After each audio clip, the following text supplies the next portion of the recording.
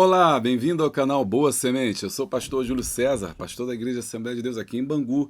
E quero deixar aqui um abraço, um carinho aqui, um beijo para o nosso pastor presidente, pastor Sóstenes Silva e pastora Maria Cláudia, esse casal tão abençoado aí que está à frente do nosso ministério aqui na AD Bangu. Estamos felizes porque estamos fazendo o que a gente mais gosta, né, que é comentar as revistas da Editora Betel Dominical. Estamos no terceiro trimestre, como você sabe, estamos estudando o Sermão do Monte, que foi escrito pelo nosso bispo e poeta Abner Ferreira.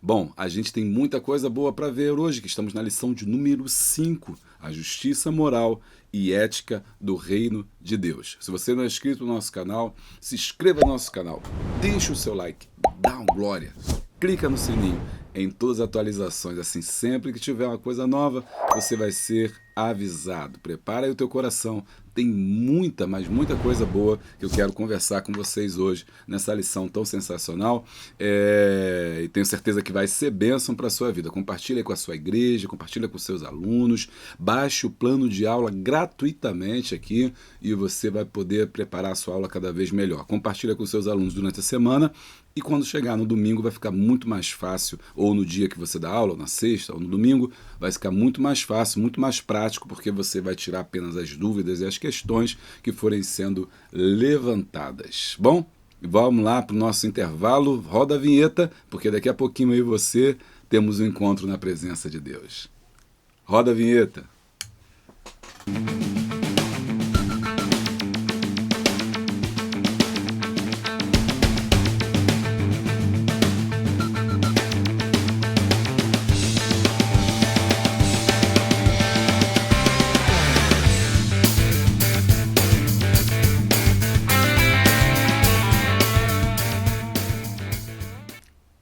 É isso, gente. Voltamos aí. Eu quero falar com você que está querendo ajudar o canal Boa Semente. Você já sabe como, né? Você pode ser membro do canal Boa Semente. Sendo membro do canal, você terá vídeos exclusivos, tá?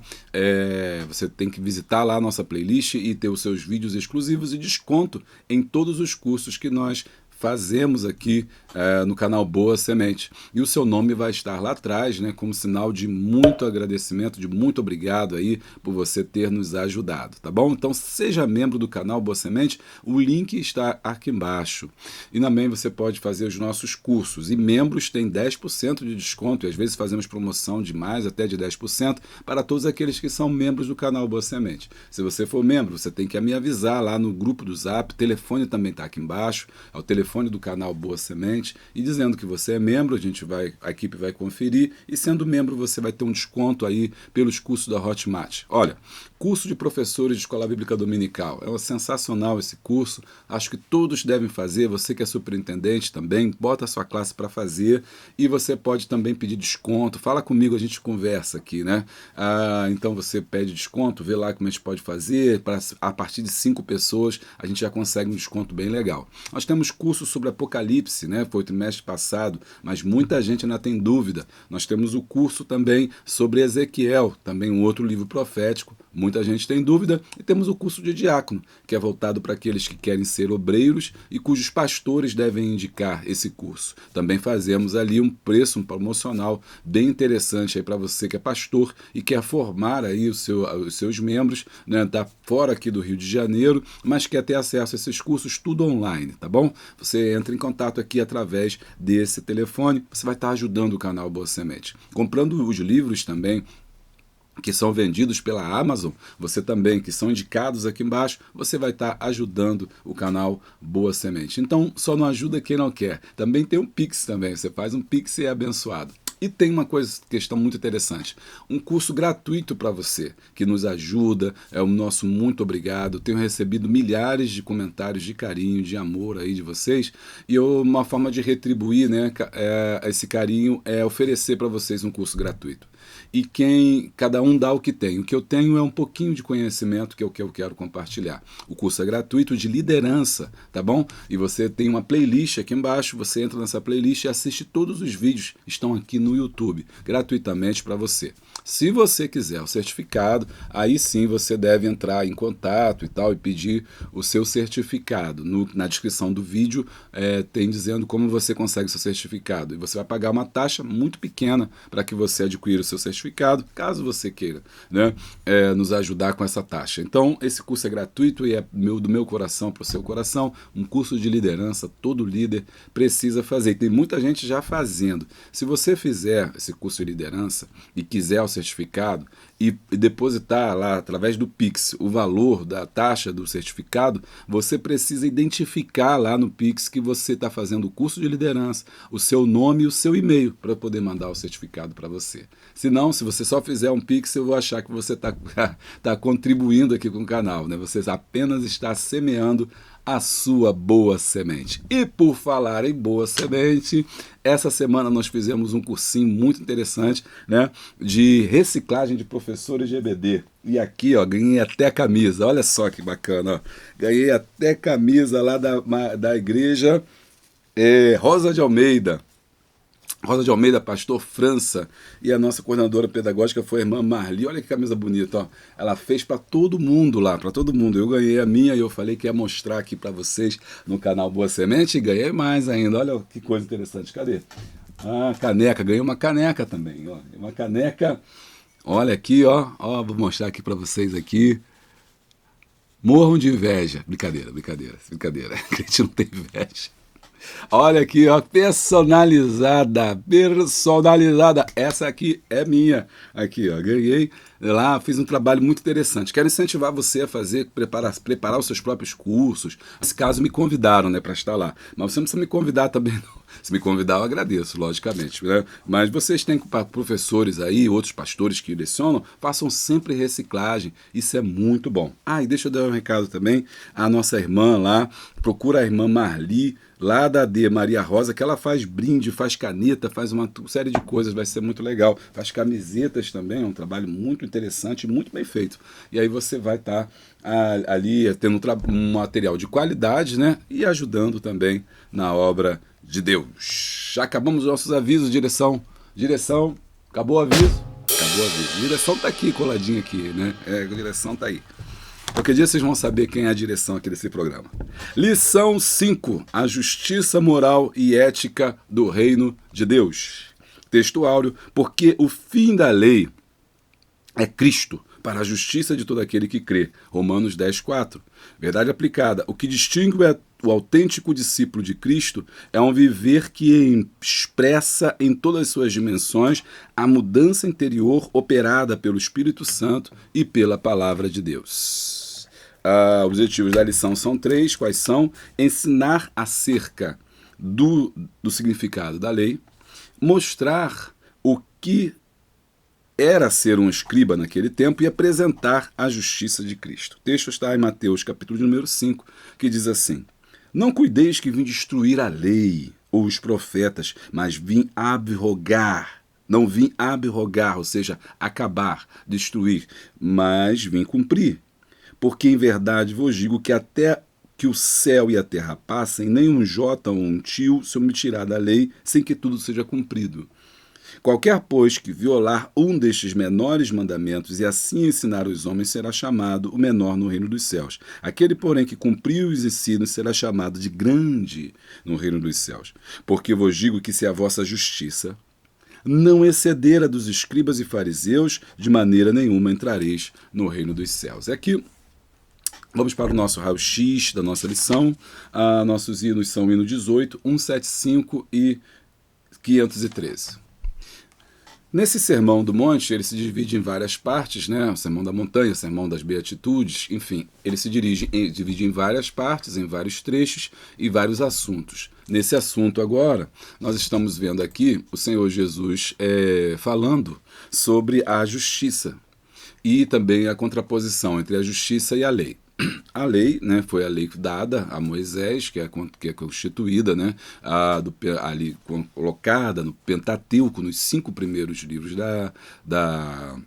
da Bíblia, também conhecida também como Torá, ou a Torá, ou ensino, que a gente traduz por lei, mas na verdade a tradução mais correta seria ensino. Aqui você tem então ali os preceitos divinos para que Israel andasse, vivesse. Ali você vai encontrar a lei moral de Deus, que está lá no Decálogo, os 10 mandamentos. Aquela é a lei moral de Deus. A lei moral, ela não foi abrogada, ou seja, ela não foi excluída, ela não foi concluída, ela não foi terminada, nem abolida. A lei moral continua. Até os dias de hoje nós temos os preceitos e eu vou explicar como é que isso se dá.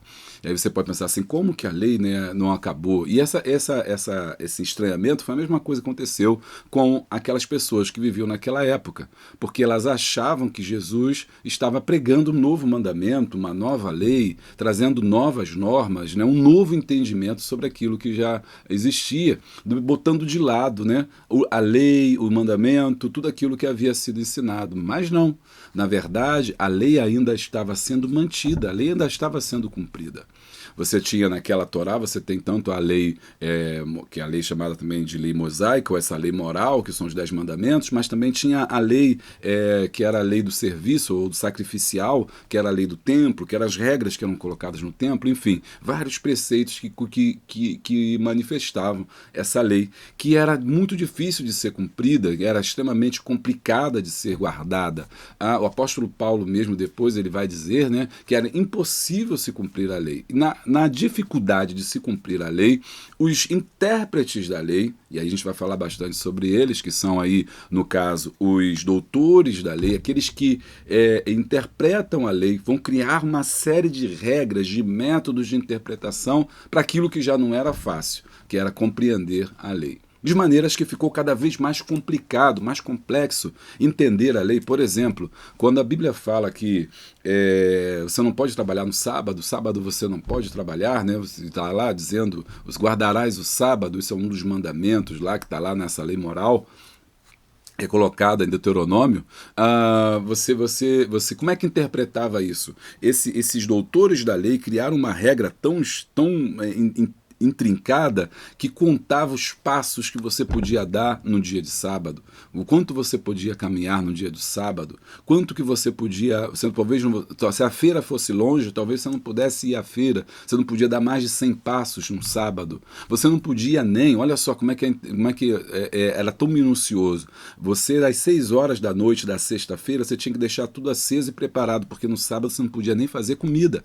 Então, você percebe que era muito difícil e complicado e que a maioria dessa população nem entendia como fazer isso. E é por isso que essas classes, essa elite religiosa, ela vai olhar com muito desprezo a população, aos pobres, porque eles não tendo acesso ao conhecimento, eles não conhecendo, né? Eles não tendo acesso ao conhecimento, não tendo acesso à lei, eles acabam muitas das vezes descumprindo a lei, quebrando as regras. O que Jesus vai fazer é não abrogar, é não destruir a lei, é não colocar outra lei. O que Jesus vai fazer é trazer a interpretação correta da lei.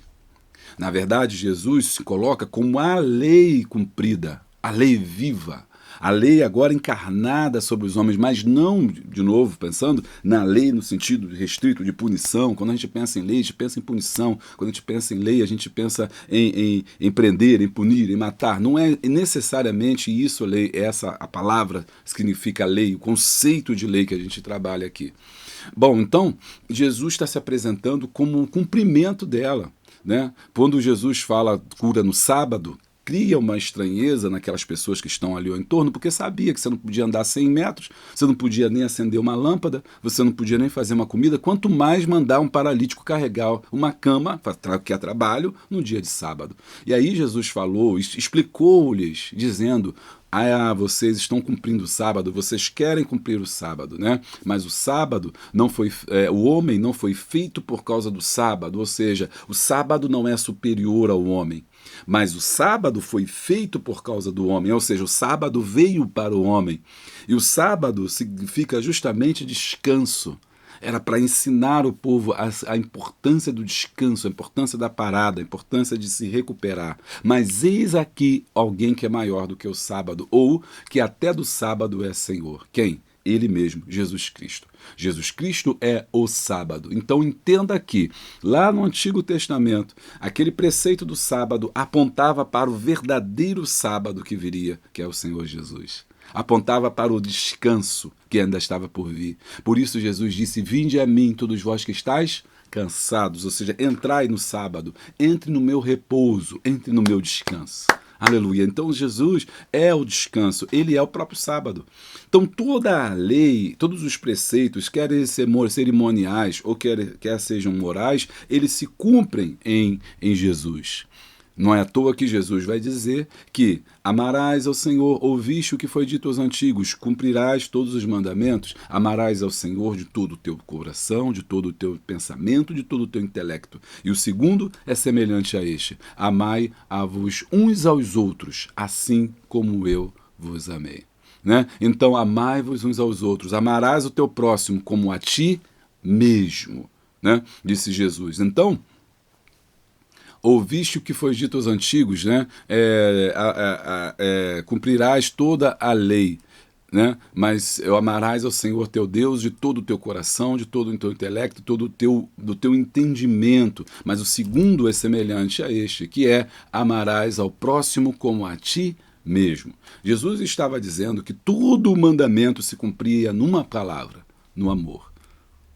O entendimento de que o amor cumpre toda a lei. Por que o amor cumpre toda a lei? Porque quem ama não mata, quem ama não rouba, quem ama não fornica, quem ama não adultera, quem ama não cobiça, quem ama cumpre o sábado, que o sábado é o próprio Jesus, né? Não o dia da semana, mas o próprio Jesus. É isso que o povo não entendia, porque estava apegado à letra, achava que era o dia da semana. Quando Jesus surgiu, eles ficaram, né, assustados. Então, quando você ama, você cumpre a lei.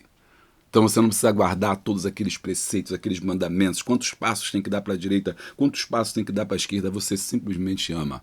E quando você ama, você pratica o amor, você está cumprindo a lei. Jesus é amor, portanto Jesus é o cumprimento da lei. Tá gostando? Deixa o like e dá o glória. Agora que nós terminamos, então, nós vimos aqui que Jesus veio cumprir essa justiça. E aí agora vamos entrar na nossa lição, depois da nossa introdução, para que você entendesse aí essa falsa dicotomia entre a lei, né, e o Novo Testamento. Na verdade, Jesus está cumprindo a lei. E ele cumpriu a lei em si mesmo por seu próprio amor. Mas as elites políticas, as classes políticas do tempo estavam distantes do entendimento que deveria ter sobre a lei.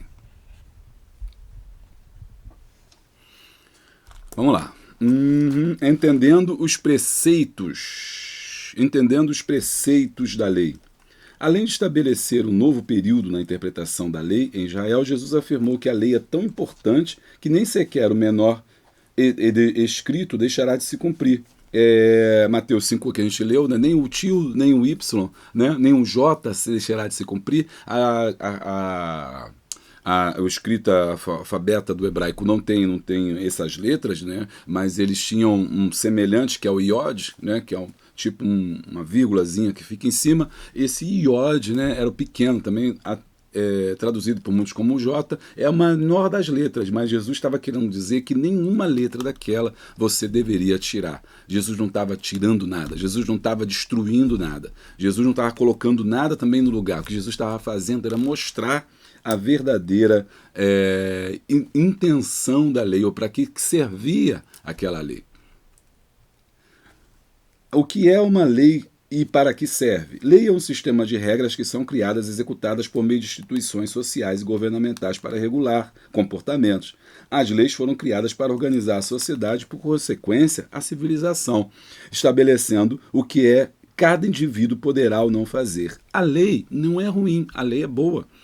A lei nos protege, a lei nesse sentido, né, ela nos protege, ela nos guarda, né, uma vez trazida, nós quando andamos na lei, nós não temos medo, porque quando você cumpre a lei, o que o apóstolo Paulo fala, que só quem tem medo da lei é quem anda errado, porque quem anda certo não tem medo da lei, porque a lei foi feita para proteger e para punir quem anda errado.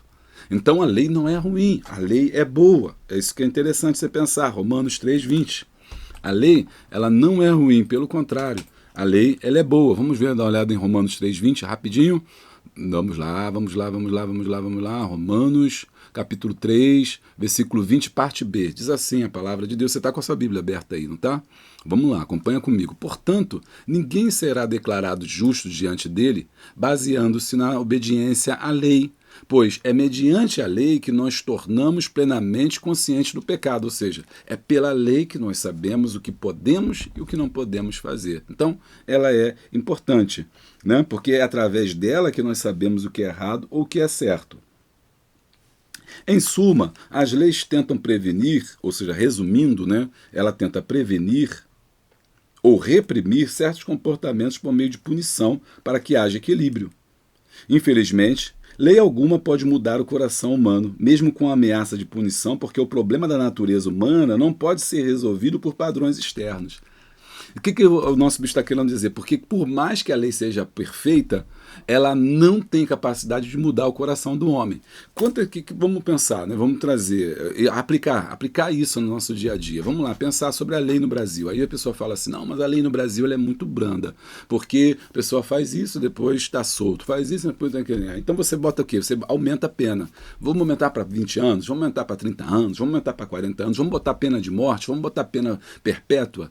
Uma série de coisas, mas isso não muda o coração do homem.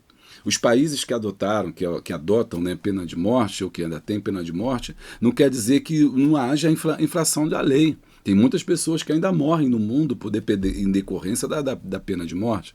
Países como o Islã, que estão extremamente fechados ainda, que adotam ainda a pena de morte em relação, por exemplo, ao tráfico de drogas, né, onde existe execução de pessoas que fazem esse tipo de crime, isso não exime o país de ter pessoas que praticam esse tipo de crime, inclusive que vão de outros países para lá para tentar levar drogas. E o final deles é a morte. Eles sabem que vão morrer, mas eles continuam cometendo o crime. Então, o fato de ter a lei não impede que o homem cometa o crime. Está entendendo como é que... Olha, isso aqui é tremendo. Se a gente começar a pensar na revista e ler a revista como ela está escrita e aplicar no nosso cotidiano, a gente vai aprofundar muito mais o nosso conhecimento. Observe, então não adianta... O problema do homem não é aumento de lei. Não é aumento de punição, não é criação de mais cadeias, não é mais prisão, não é aumento de pena, mas o problema está no coração do homem, porque o coração do homem é mau. Como ele diz aqui, lei nenhuma muda o coração do homem, porque ele pode saber que ele vai ser preso e ele continua fazendo o erro. O fato dele saber que tem uma punição não faz com que ele deixe de cometer aquele pecado. Tanto é assim que você tem muitas pessoas que conhecem a lei, mas que praticam o erro. Por exemplo, advogados também podem errar, mas eles conhecem a lei. Assim como o médico pode saber que é ruim fumar e pode fumar. Ele sabe que é ruim beber e ainda bebe. Mas você vai me dizer, mas ele não sabe? Ele sabe. Mas o fato dele saber não altera o seu coração. O fato dele saber que fumar mata, não altera a sua vontade, o seu desejo de fumar. O fato dele saber que como advogado deveria cumprir a lei, não impede dele descumprir a lei, ou até mesmo sendo juiz. Porque o problema não é a lei, o problema é o coração. Você está entendendo o que o autor está dizendo para a gente? Então, a lei não pode resolver, está falando, porque o problema da natureza humana não pode ser resolvido por padrões externos, por leis, por taxações, por códigos morais. Por isso, agora vamos lá, por isso Cristo apresentou uma nova forma de vida, onde tudo começa no interior e do coração do homem. Ou seja, o problema não é a lei, o problema é o coração do homem. Jeremias 31:33. Vamos rapidinho, essa referência é importante. Jeremias 31:33, vai lendo comigo. Jeremias 31, 33 vai dizer assim a palavra do Senhor, tá?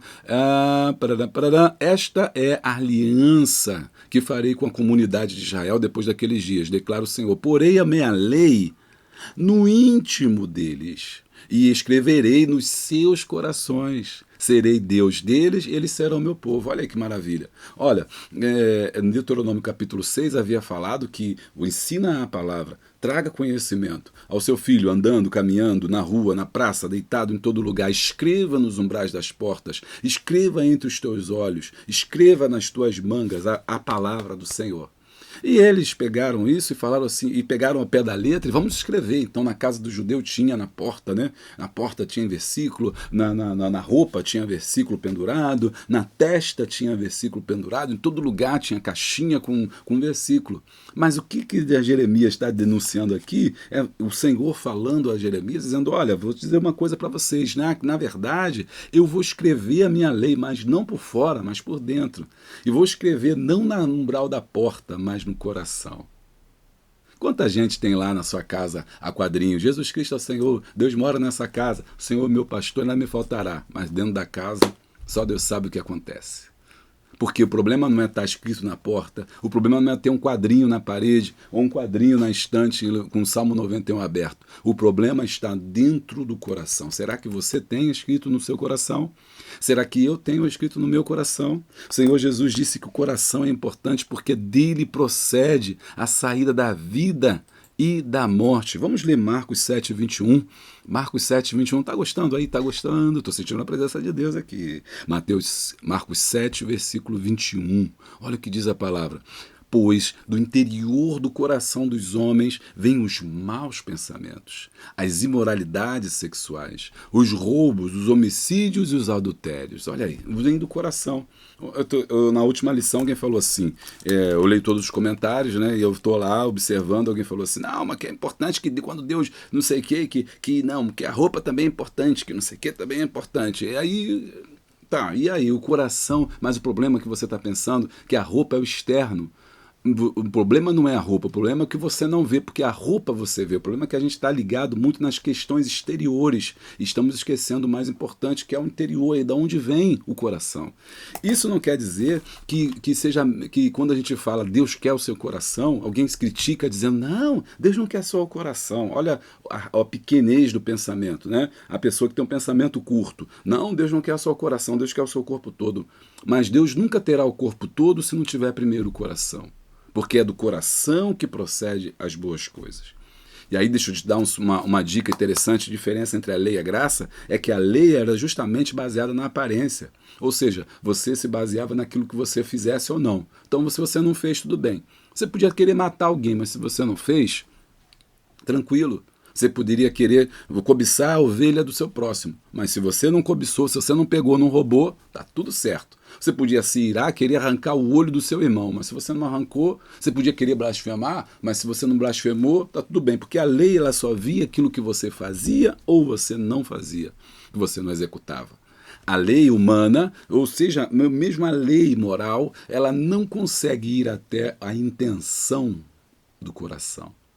Na graça, o que o Senhor Jesus está dizendo é que a interpretação desse conhecimento diz que ele vai mais fundo, ele vai mais profundo, ele vai no desejo do coração. Então, se observarmos dessa ótica, quando eu quero pegar a ovelha do meu irmão, eu já pequei no meu coração. E já é pecado. Não porque eu não fiz aquele ato, mas quando eu pensei no ato, eu já estou pecando. Isso quer dizer que a graça, preste atenção, a graça ela é muito mais rigorosa desse ponto de vista, desse aspecto, ela é muito mais rigorosa do que a lei.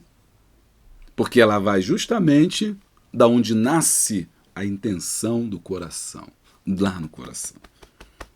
1.2. O caráter fundamental da lei divina. A lei sempre foi o espelho que protegeu os homens para que não fossem consumidos pela glória de Deus. Os limites, né? Porque Deus falava, não venha até aqui, eu sou santo, você não pode chegar perto de mim. Por quê? Porque vocês, como pecadores, serão consumidos. Devido à natureza pecaminosa do ser humano, este ficou impedido de ter acesso à presença de Deus devido à sua santidade. Isaías 59:2, né? Acho que seus pecados fazem divisão. Romanos 3:23, vamos passar por causa do tempo. Foi mediante, mas leia essas referências, é importante. Foi mediante a revelação da lei que a humanidade teve o conhecimento mais ampliado acerca da santidade. Por isso que eu falei, a lei é boa. Levítico 19:2, 27. Nisto entendemos que o pecado não é pecado apenas porque prejudica a sociedade, ou um de seus membros, ou alguém que o comete. O pecado é pecado porque não se identifica com a santidade de Deus. E tudo que não tem vínculo com a santidade de Deus é pecado. Então, o pecado é isso, é errar o alvo, é pecar contra a lei, é pecar contra o seu próximo, é pecar contra si mesmo, é pecar contra a Deus. Tudo que eu faço que viole a natureza divina é pecado. Tudo que eu pratico, que eu penso, que eu ajo, que viola a natureza santa de Deus, eu estou cometendo pecado. Ok? Então a lei ela serve para nos mostrar o que é pecado, o que não é pecado, o que eu posso e o que eu não posso fazer. 1.3. As exigências da lei. Mas, aí eu boto mais aqui, a lei continha uma absoluta exigência, de modo que se alguém guardasse toda a lei, mas violasse um mínimo ponto, pela lei era culpado. Olha o que diz Tiago 1:10. 2:10. Pois quem obedece a toda a lei, mas tropeça em apenas um ponto, torna-se culpado e quebra completamente. Ou seja, essa é a NVI que eu estou lendo, né? Deixa eu ler aqui na Antônio Almeida, corrigida fiel. 2:10 diz assim: porque qualquer que guardar toda a lei e tropeçar em um só ponto, tornou-se culpado de todos. Ou seja, você tinha que guardar tudo, mas não era possível guardar tudo. Como eu falei lá na introdução. Olha só, o Dr. Pentecost comentou: ninguém por si mesmo poderia alcançar a santidade de Deus, nem andar nos preceitos divinos, de modo que se tornasse aceitável a Deus. Ou seja, eles não tinham como cumprir. E aí que entra o primeiro personagem que a gente está estudando nessa história, que são os escribas. Grifa aí. Os escribas conheciam perfeitamente as exigências divinas tocantes à conduta dos justos. Todavia, admitiam não poder atingir esse padrão. Daí, criaram um sistema em essência que burlava as exigências da lei, possibilitando aos homens atingir um conjunto de padrões substitutivos, nos quais declararam que se alguém vivesse segundo a interpretação que eles davam à lei, seria aceitável a Deus. Mas eram fardos pesados que nem mesmo eles carregavam. Então a lei era difícil de cumprir. Os escribas vinham, interpretavam a lei, e ao interpretar a lei, eles criavam um novo código de ética, um novo código de regras, que era a interpretação dessa lei, e aí então para poder eles cumprirem essa lei. Só que essa interpretação que eles faziam já era uma interpretação viciada, já era uma interpretação errada, porque não continha a essência daquilo que havia sido transmitido. Então, em muitos casos, não é porque simplificava, não, é porque ficava mais complicado ainda, como eu falei na questão do sábado.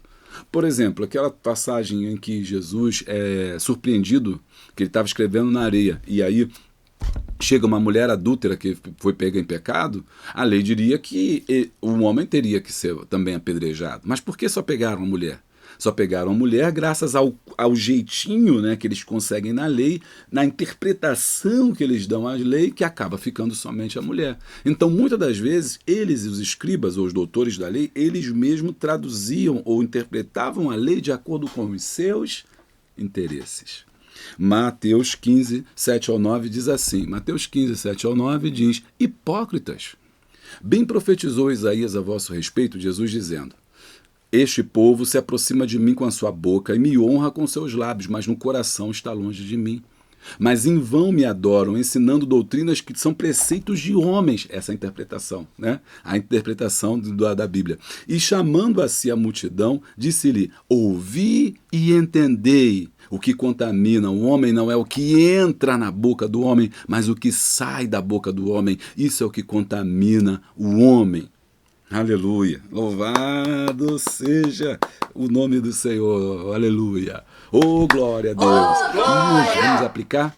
E hoje, será que nós não estamos vendo pessoas também que complicam a Bíblia, complicam a lei? Tem igrejas que você chega que tem uma série de regras, vocês têm uma lista lá, não faça isso, não faça aquilo outro, não faça aquilo outro, não ande assim, não ande assado, não corte cabelo assim, não pinte o cabelo assado, não faça isso, não faça aquilo. Uma lista de regras. Não, porque quando falta o conteúdo, é a única coisa que a gente sabe fazer é se apegar na regra. Quantos ensinos são baseados somente nisso? Esquece a palavra, esquece a Bíblia, esquece a graça, esquece a salvação e pregamos, não pode, não pode. Costumes humanos. Estamos também, às vezes, substituindo a Bíblia pelos nossos que nós pensamos. Ah, eu não gosto disso, então é pecado, porque eu não gosto. Eu não gosto disso aqui, então é pecado, porque eu não gosto. Então Deus também não deve gostar. Olha só, ele está medindo a cabeça de Deus pela sua cabeça. Embora a Bíblia diga que os meus pensamentos não são pensamentos de Deus, muitas das vezes eu quero fazer que Deus pense igual a mim. E aí o que eu não gosto, eu coloco como regra sobre o outro. E aí Jesus está falando que os hipócritas eram assim, os fariseus, porque eles colocavam essas regras sobre os homens, mas eles não queriam fazer. Aqui, como diz aqui, hipócrita, o que é hipócrita? Hipócrita é aquele que fala uma coisa, mas faz outra.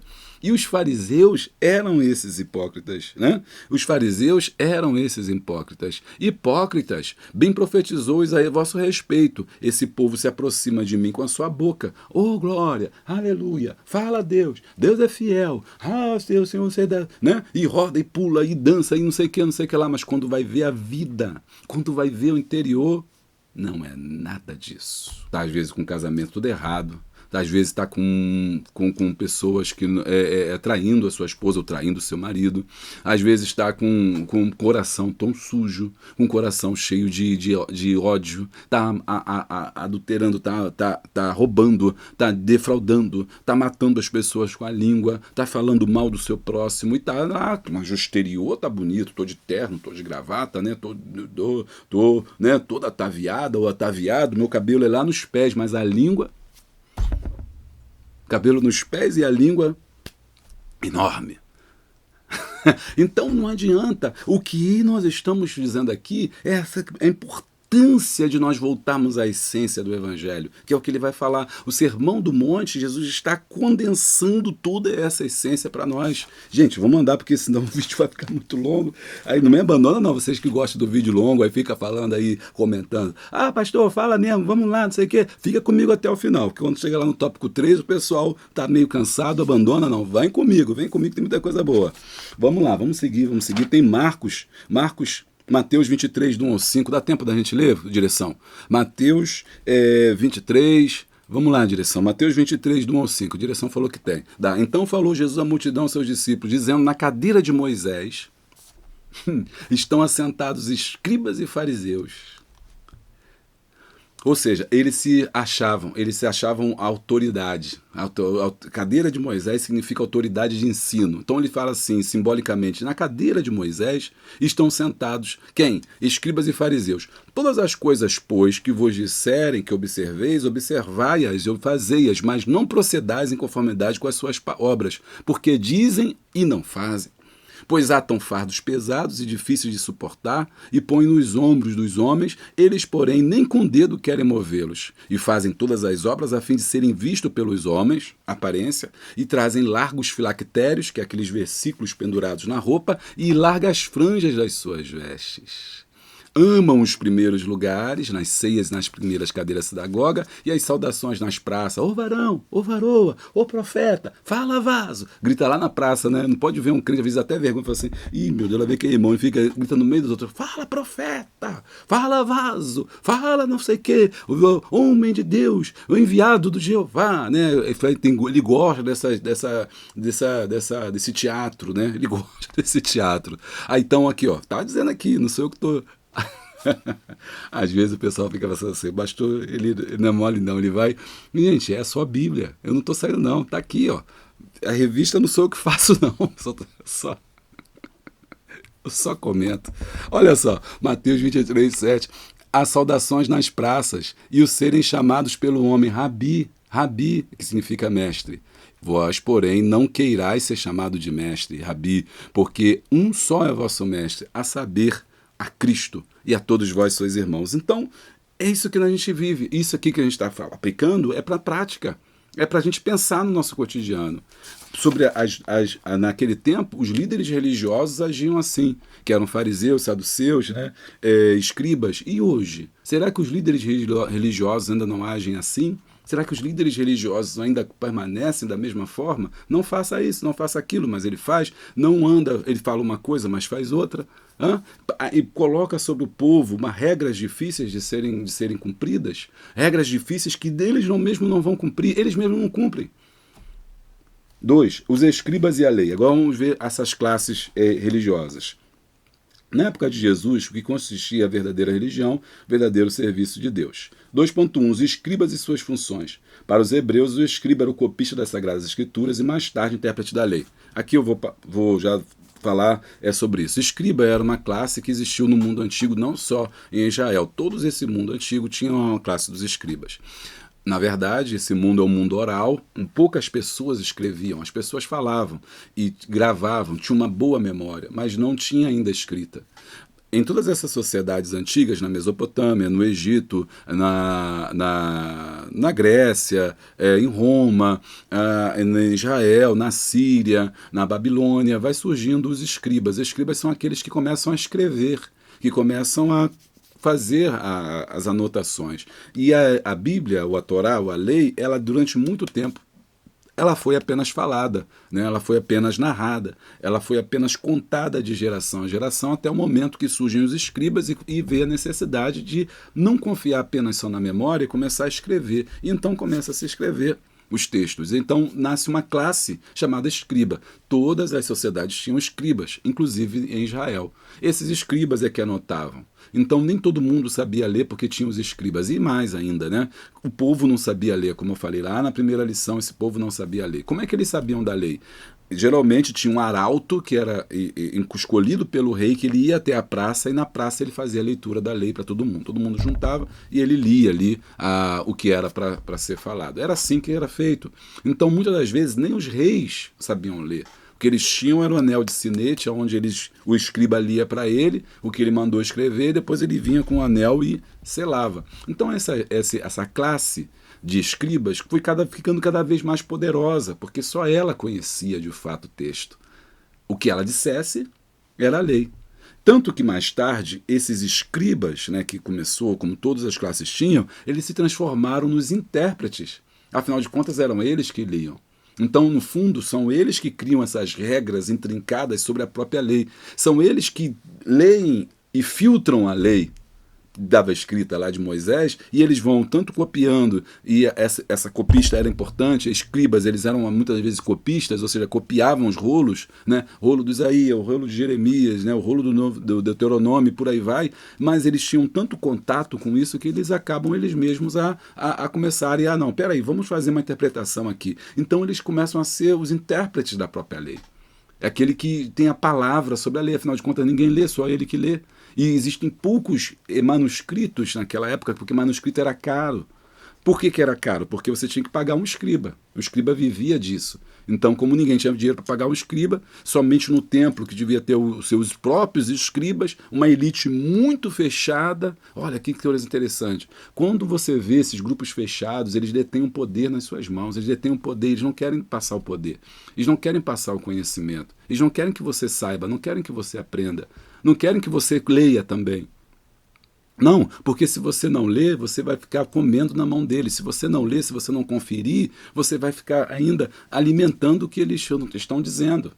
Por isso que eles não têm interesse em investir em escola pública, por isso que não têm interesse em investir no letramento, no fundamental, no ensino fundamental, ensinar as crianças a lerem. Por quê? Porque um povo que não lê é um povo que acredita em fake news, é um povo que acredita em mula sem cabeça, é um povo que acredita em... Aí vai por sua conta, não quero nem falar. Bom, então, por quê? Porque é um povo fácil de nominar. Você fala isso, é isso. O pastor fala lá e todo mundo, não. Ah, o pastor fala, não, o pastor falou, então é. Não, os crentes em Bereia não era assim, não. O pastor falava, mas você ia lá conferir.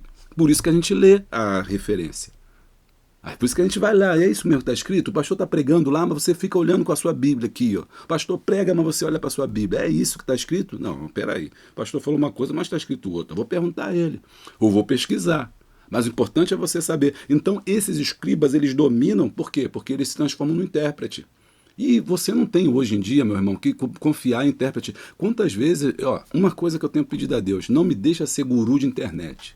Não me deixa ser guru de internet. Pastor, eu não quero fazer aquele negócio de Instagram que bota lá a pergunta, aí fica a minha cara lá, que nem um bobo, e aí bota uma caixinha lá de pergunta, faz uma pergunta para mim. Aí eu fico lá. Fulano pode casar, não pode casar. Mariazinha encontrou Joãozinho, tinha terceiro casamento, e aí pode casar, não sei o quê. Pastor, o que que é? Será que um pastor virou, agora nós pastores, nós que viramos gurus, vai dizer com o crente o que ele pode fazer, o que ele não pode fazer, o que é bom, o que ele não pode fazer, vou virar TikTok, vou virar YouTube, vou virar... reduzir a palavra de Deus. Isso é uma redução da palavra de Deus. E muita gente seguindo essas pessoas, muitas vezes acreditando mais no pastor que conheceu no YouTube, que nunca viu, que conheceu, o pastor está falando do YouTube, está no YouTube. Ué, mas porque eu estou no YouTube, não é, porque isso aqui não é... A gente é livre para poder pensar, né, para poder falar. A gente é livre para poder falar. O que é bom, o que é ruim. O YouTube é bom também, mas tem seu lado ruim. Aliás, não é o YouTube que é ruim, não. É as pessoas que usam para fim ruim. Porque o equipamento, a plataforma não é boa nem ruim, ela é a plataforma. E a gente usufrui dela, né? E graças a Deus que ela existe. Mas infelizmente as pessoas usam para coisas ruins. E muitas das vezes esses pastores, os crentes não conhecem, não sabem a vida com Deus, se é casado, se não é casado, ele acredita mais do que o pastor da sua igreja. O pastor que está lá todo dia contigo, que te visita, que faz o sepultamento da tua família, que está lá suando, você não acredita, acredita no pastor da mídia. Eita glória! Tem muita gente querendo mídia, mas pouca gente querendo vida com Deus. Porque a mídia é o que aparece, é o externo, é o exterior, é a aparência. Mas o que Deus quer é o coração. Vamos lá. Eita ferro, vamos lá. A diferença entre o escriba e o fariseu. Aí vem o escriba dominava, fazia isso tudo, a gente já viu. 2.2, a diferença entre o escriba e o fariseu. Os escribas e fariseus quase sempre são mencionados um ao lado do outro, mas embora os escribas pertencessem ao grupo dos fariseus, eles não eram os mesmos. Mateus 5:20. Só vou ler essa aqui, irmão, por causa do tempo, tá? Mas você lê toda essa aí, senão o vídeo vai ficar grande. 5:20. 5:20, porque vos digo que a vossa justiça não exceder dos escribas e fariseus, de modo nenhum estareis no reino dos céus. Jesus sempre fala dos dois juntos. Por quê? Porque os escribas faziam parte dos fariseus. Não deixa de baixar aí o plano de aula, tá? Os escribas se encarregavam de redigir, os fariseus se encarregavam de representar a nação. Os escribas eram intelectuais encarregados do serviço de secretaria. Já os fariseus conheciam as leis e se encarregavam da instrução moral. Os escribas registravam e mantinham contas financeiras. Os fariseus cuidavam dos negócios. Os escribas davam mais importância ao culto e à intelectualidade, o saber.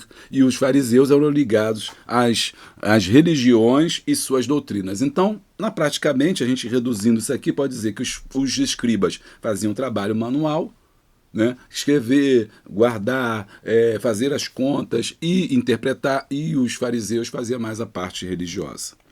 2.3, os escribas e a interpretação da lei. Aí ele traz William Barclay, que o livro a gente tem aqui para você comprar se você quiser, tá? William Barclay, que é um grande teólogo, comentário do Novo Testamento. Vale a pena você comprar esse livro, vale a pena você ter esse livro. Tá aqui na Hotmart não, na Amazon, tá? Você clicando aqui, você vai ter acesso, comprando, vai ajudar o canal. Olha o que o William Barclay fala. Informa que os escribas já estavam em evidência desde o retorno do cativeiro babilônico, Esdras 7:9. Por quê? Porque a lei era preciso começar a escrever a lei por esse povo que estava voltando dos 70 anos de cativeiro e não tinha acesso ao conhecimento, não tinha acesso ao que aconteceu antes. Eles, durante muitas gerações, transmitiram a lei de maneira oral, ou seja, falado. E esta foi conservada por geração em geração. Para o judeu ortodoxo, o que é ortodoxo? O judeu correto, que acha que prima pela ortodoxia, né? pela retidão, pelo modo tradicional de ser dos tempos de Jesus, a obediência a Deus envolvia a observância de milhares de regras e estatutos legalistas, que consideravam literalmente essas meticulosas disposições como questões de vida ou de morte e que tinham a ver com seu destino eterno.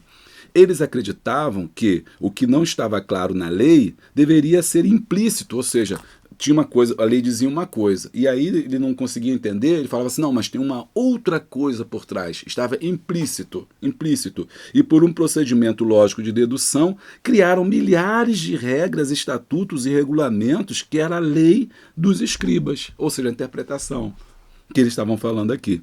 Então, eles iam colocando coisas. Não, isso aqui não está claro, então coloca isso aí. Então, se você tem que, por exemplo, o pobre tem que dar quanto de oferta? Um pombo, uma rolinha, 2 rolinhas e não sei o quê. E se não tiver rolinha, o que a gente faz? Aí ele entra dando a sua própria interpretação. Não, você pode entregar isso, você pode entregar aquilo, né? Então, eles criavam um sistema intrincado de fé, de práticas. A aplicação. Será que hoje também não temos isso? Estamos fazendo também a mesma coisa? Estamos aplicando e criando um montão de regrinha, um montão de coisa. Aqui não pode isso, aqui não pode aquilo. Blá, blá, blá. Eu já falei na congregação lá, eu falei assim, vou botar uma placa aqui, os irmãos morreram de rir.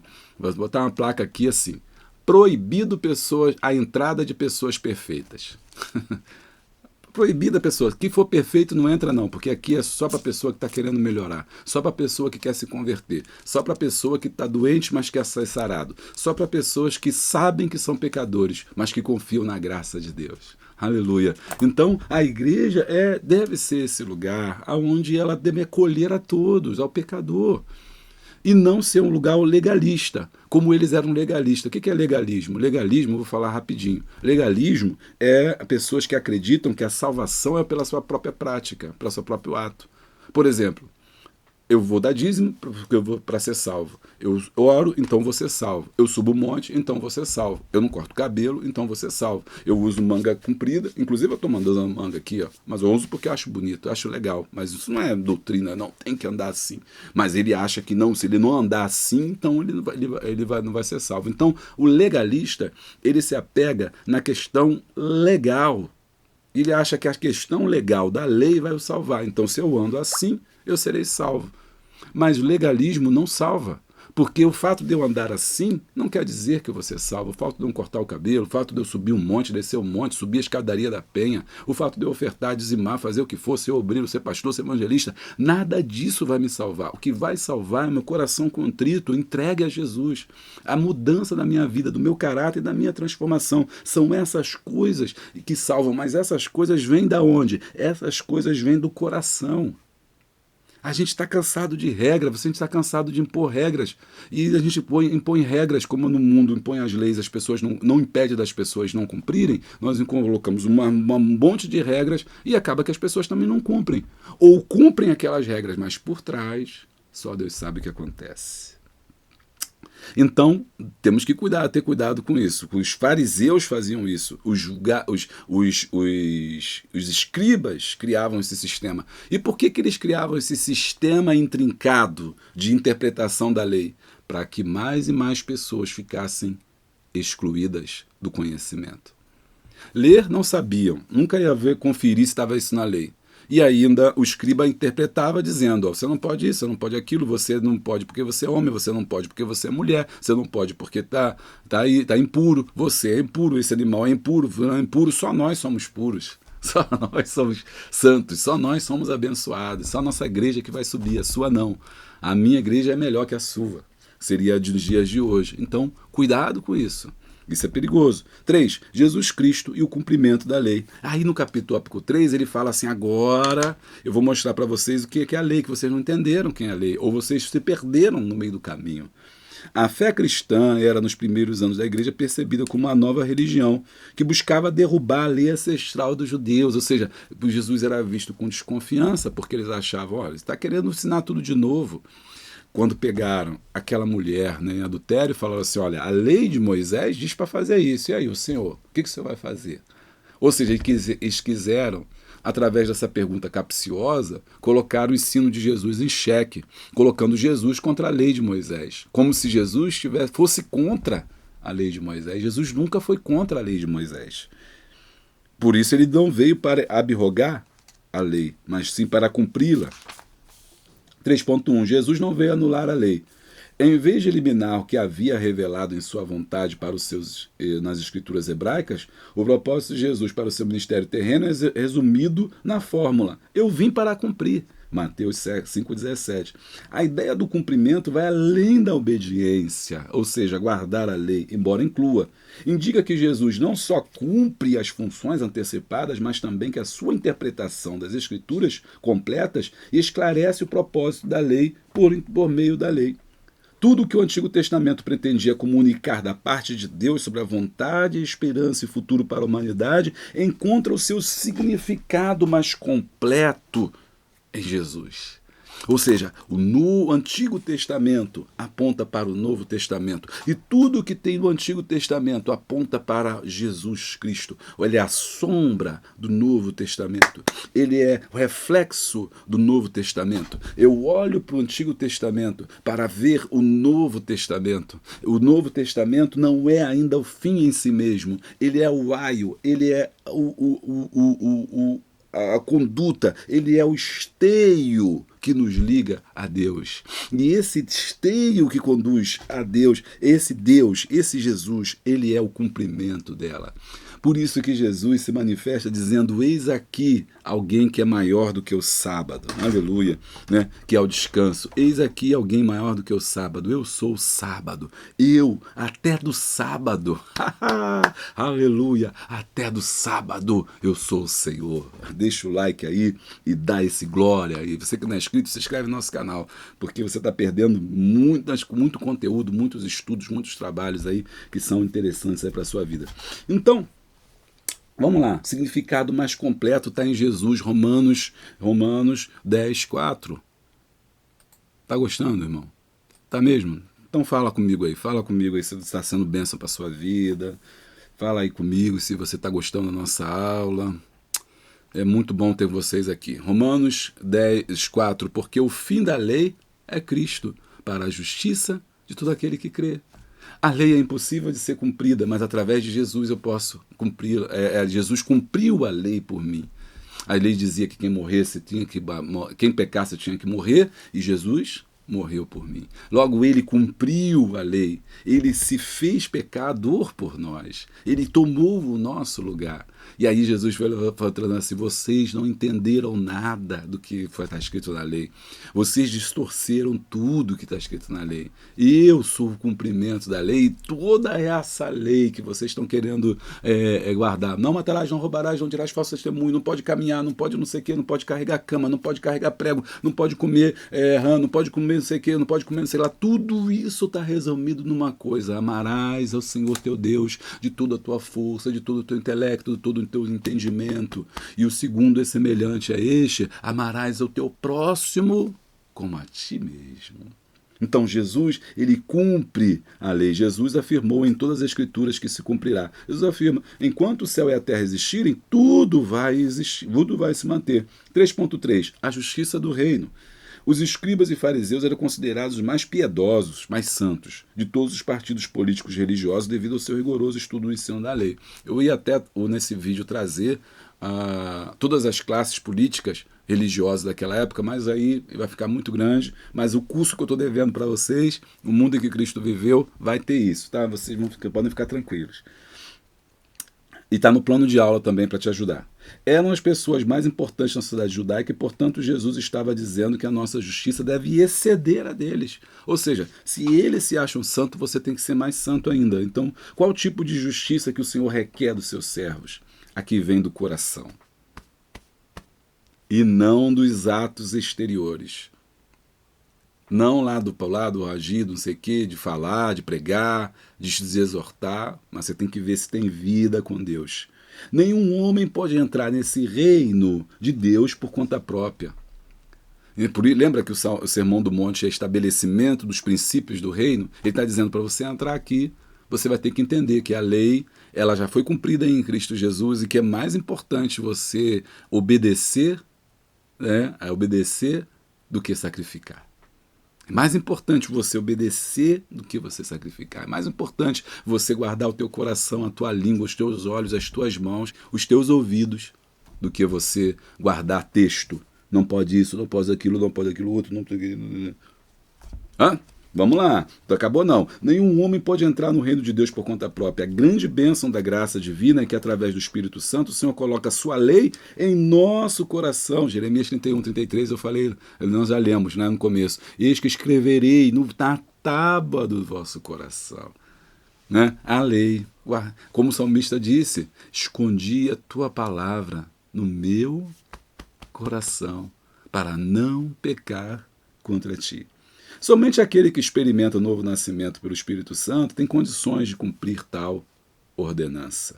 Mateus capítulo 5, versículo 20. Ah, maravilha, maravilha, maravilha de Deus, maravilha de Deus. Que direção, tem mais um aviso para a gente dar. É sobre o curso, já falei que vamos fazer o curso aí para vocês, acho que não. Bom, então vamos para a nossa conclusão. Cristo cumpriu o que nenhum outro homem poderia cumprir. Nele fomos justificados, não por obras, mas por seus méritos. Méritos de quem? De Jesus. Aquilo que era impossível ao homem, agora se tornou possível na pessoa de Cristo. Hebreus 10, 14, 18. Deus abençoe você.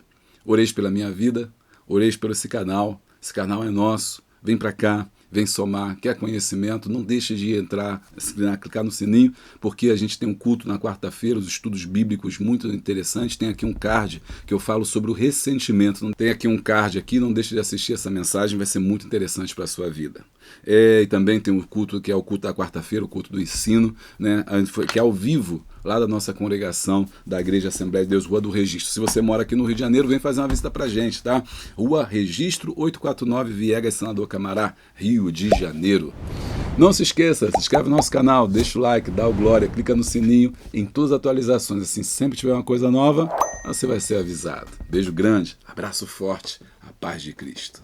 Paz.